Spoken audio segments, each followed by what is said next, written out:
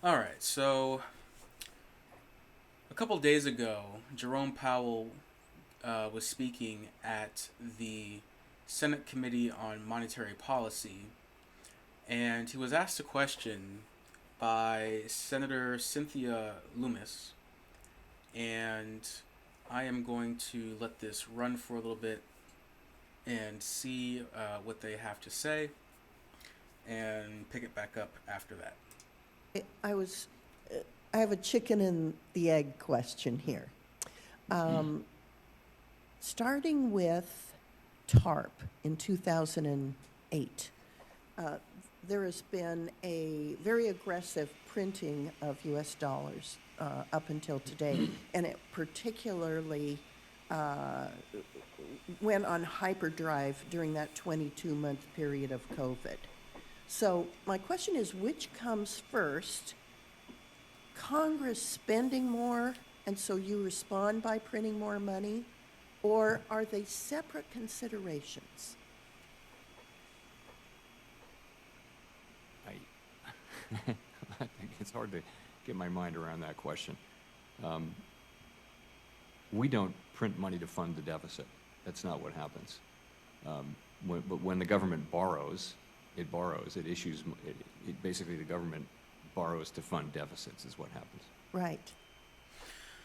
All right, so we'll stop it right there and we'll bring it on to Minsky. So, one thing that I'll say about that answer and the question. So, the senator was correct when she had said that the government spends first. Okay. And Jerome Powell was correct when he said that the Federal Reserve does not print US dollars. All right. But one thing that I take issue with is when he said that the Federal Reserve, or rather, excuse me, that the Treasury issues bonds in order to fund the government deficit. Okay. So I'm going to use the Minsky program in order to demonstrate the order, kind of the mechanics of how the deficit comes about, the bonds that are sold to quote unquote fund the deficit, and the role that the Federal Reserve plays in its monetary policy, and the impact that all these things have on the overall economy and the activity, the economic activity in the economy. All right. So we're going to start by opening up the balance sheet of the Treasury, and we're going to define a couple actions that the government is going to take and see where it leads us. All right. So the first thing that we're going to do is we're going to define an action that the government spends money on the private firms. All right. So the government spends on the private firms. And the next thing that's going to happen is that the government is going to tax. The government taxes the private firms. All right. In the event that the government spent more money on the private firms than it taxed on the private firms, then it would have a deficit. And by law, not by any rule of economics, but by law from Congress, the federal government, the U.S. Treasury general account, is not allowed to run a negative balance. All right. And so, by law, it must issue bonds equal to the deficit. Okay? So, the government sells bonds to the private banks. All right? In order to fund, quote unquote, fund that deficit, really, it's just to be in compliance with the statutory law that says that the Treasury can't run a negative balance. In order to be in compliance with that law, okay, the government sells bonds to the banking sector, and in exchange, the Treasury, receives additional deposits into its checking account at the Federal Reserve. All right. In the absence of that money coming in from the bond issuance, it would have a negative balance at the Federal Reserve. It would have an overdraft. But by law, the Treasury isn't allowed to have an overdraft. People like you and me can have an overdraft. We pay an interest charge on it. But the Treasury is not allowed by law to do that. And so it must issue bonds. All right. So the government sells bonds to the private banks. And now what the private banks can do is that the banks can turn around and sell those bonds to the Federal Reserve, right, which is the central bank. Okay. In addition to the interest, in addition to the bonds that the Treasury issues, right, the government is going to have to pay interest on those bonds. So the government pays interest on the bonds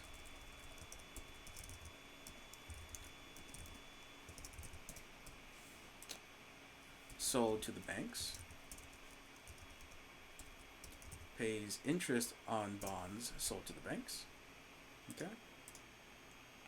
And it will also, in the event that the private banks sell those bonds off to the Fed, then the Treasury is going to be paying interest on the bonds held by the Fed.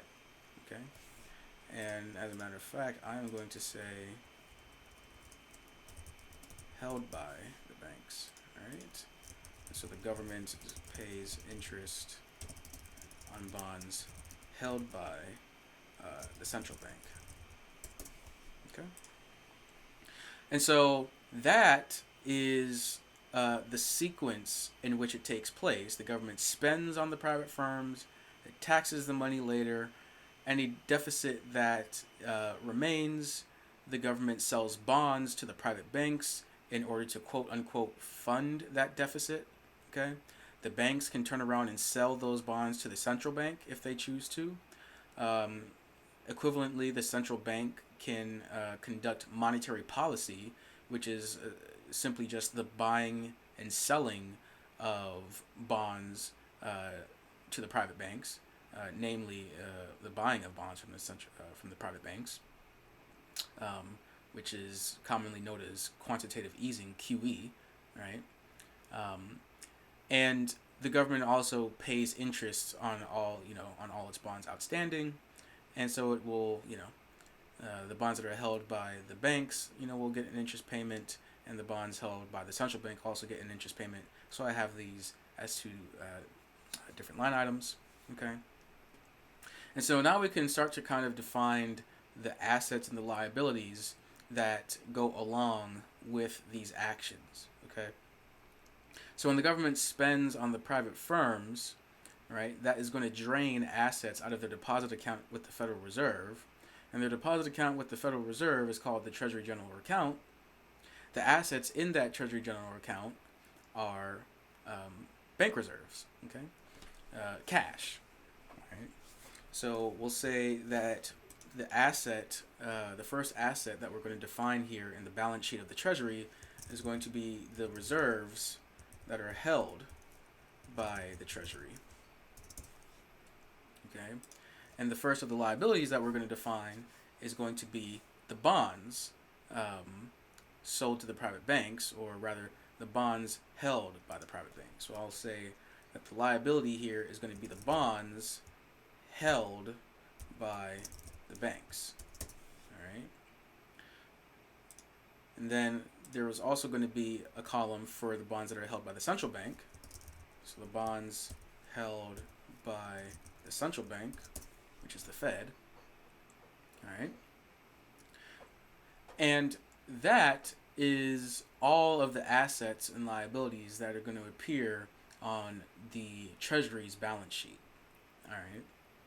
And so now we can go ahead and start defining, some symbols to represent each of these actions. So when the government spends on the private firms, this is going to take money out of their treasury, out of their out of the TGA, out of the Treasury General Account, out of the deposit account, and it's going to drain the reserves in this asset column. Okay, so it's going to spend money. The government is going to spending, or rather, there will be spending from the government to the firms. All right, which is going to decrease their equity. Okay, because no bonds have been issued yet, so it's impossible for for this entry to be balanced on the balance sheet by anything in the liabilities column.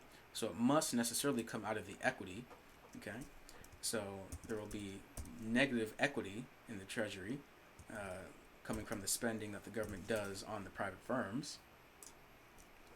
And when the government taxes the private firms, that's going to add assets onto its balance sheet. So the taxation that the government does to the firms is going to add a positive entry onto their balance sheet, and that's going to directly increase their equity by the same amount. Okay? So the next thing that takes place is that the government sells bonds to the private firm, to the private banks, assuming that that there's a deficit. Okay? If there is a deficit, then we'll have that there are going to be bonds sold by the government to the banks. Okay? And that is going to increase their assets, right? They're going to get reserves in exchange for selling these bonds. It's going to increase their assets by the same amount, the bonds issued by the government to the banks. All right? So if the banks turn around and sell those bonds to the central bank, then what happens is that the banks reduce the bonds that they hold by an amount equal to the bonds that the banks sell to the central bank. Okay? And that reduction in the bonds held by the banks is going to be compensated for by an addition of the bonds held at the central bank. Okay? So the bonds sold by the banks to the central bank. Okay? Everything is still balanced, so we're on the right track. Now we just have to define the interest payment that the government pays on the bonds held by either the banks or the Fed. Okay?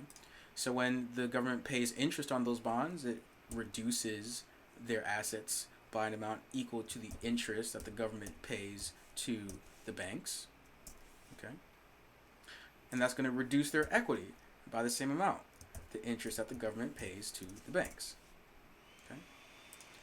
Similarly, any interest paid to the central bank is going to reduce their assets by an amount equal to the interest paid from the government to the central bank.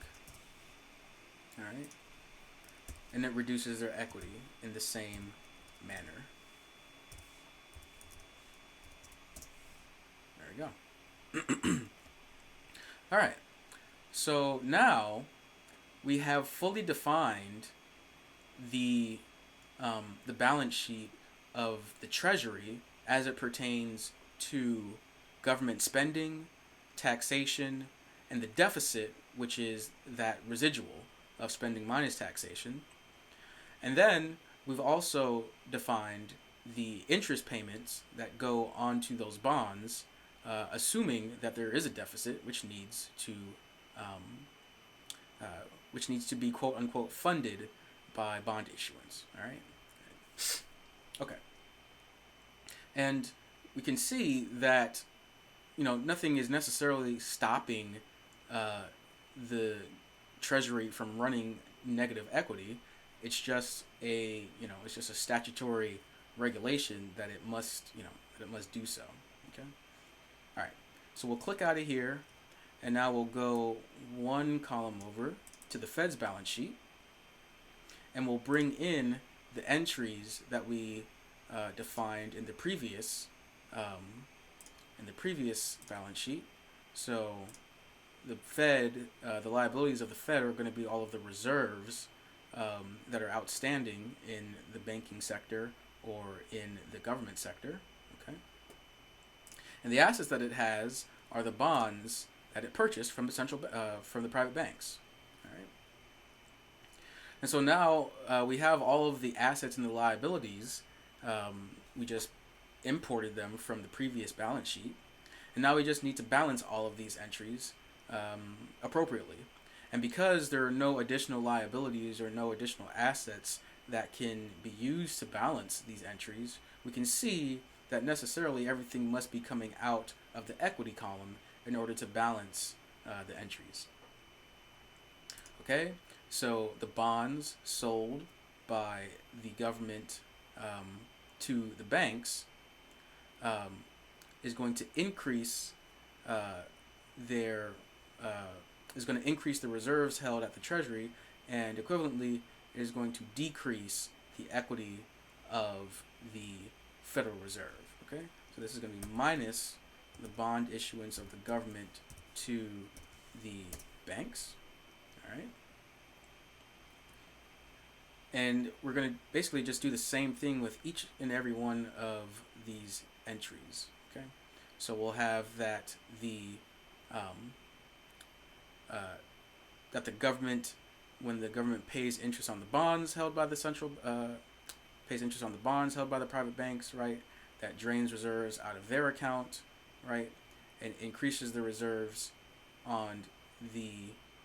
Okay, so I'll add a liability here. Reserves held by the private banks. So I will have to define reserves held by the banks. Okay. And so this interest payment is going to increase the reserves of the private banks. So this is going to increase the reserves. The reserves of the banks in an amount equal to the interest that the government pays to the banks. All right. And so when the government pays interest on the bonds held by the central bank now, over here, that is going to increase the equity of the Federal Reserve. Okay, so we're going to have interest that the government pays to the central bank. All right. When the government spends on the private firms, that's going to increase the reserves of the private sector. All right. And so it is going to also increase the reserves held by the banking sector. Okay. So this is going to increase the reserves held by the banking sector. All right. When the government taxes the private firms, okay, this adds money to the Treasury, but it takes money away from the private firms. But those private firms all have bank accounts, right? And so those reserves are going to come out of the banking sector in an amount equal to the taxation the government does on the firms. Comes out of their accounts. And then finally, when the banks sell those bonds back to the central bank, right, those bonds appear on the Fed's balance sheet, and they come off the balance sheet of the bank. So the banks sell those bonds to the central bank, the Fed gets the bonds, and the banks get the reserves, an equal amount to the bonds sold from the banks to the central bank. All right.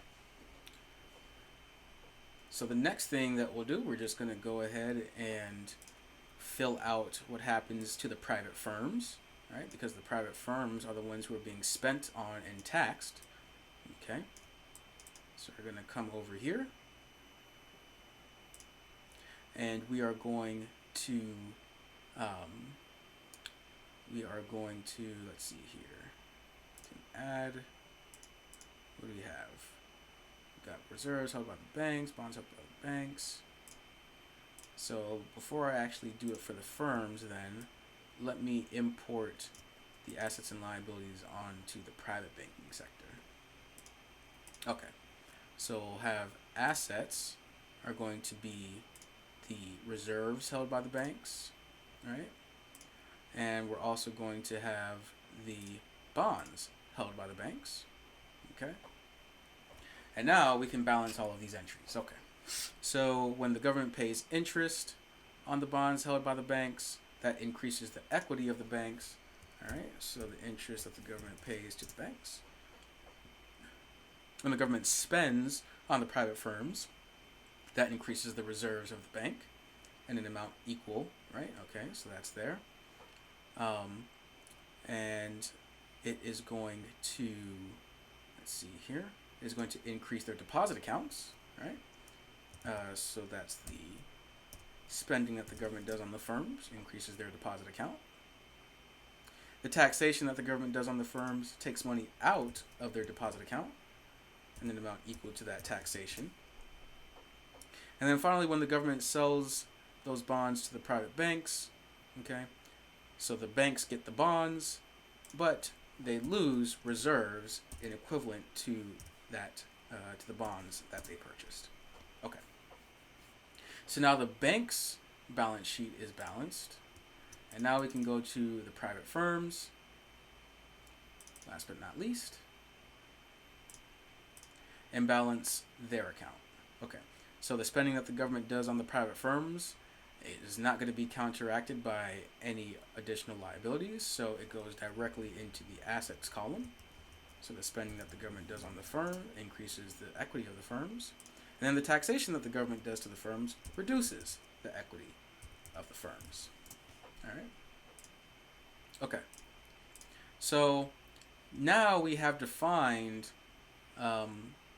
not just the actions of the government sector as it pertains to the Fed and the Treasury, but we have seen now the impact that it has across the whole economy. All right, on the balance sheets of the whole economy. Let's see right happened over here. It looks like we've got something that's not balanced. What is this? The banks. So the government sells bonds to the private banks. Okay. So we'll have, yep, the Treasury is going to get the reserves, right? Government sells bonds to the private banks. Yep. Treasury is going to get the reserves. The banks are going to lose the reserves. So this needs to come out of there. And so that must mean that, let's see here. That must mean I put something in the wrong place somewhere else. So let's see. Okay, that's all balanced. That's all balanced. That's all balanced.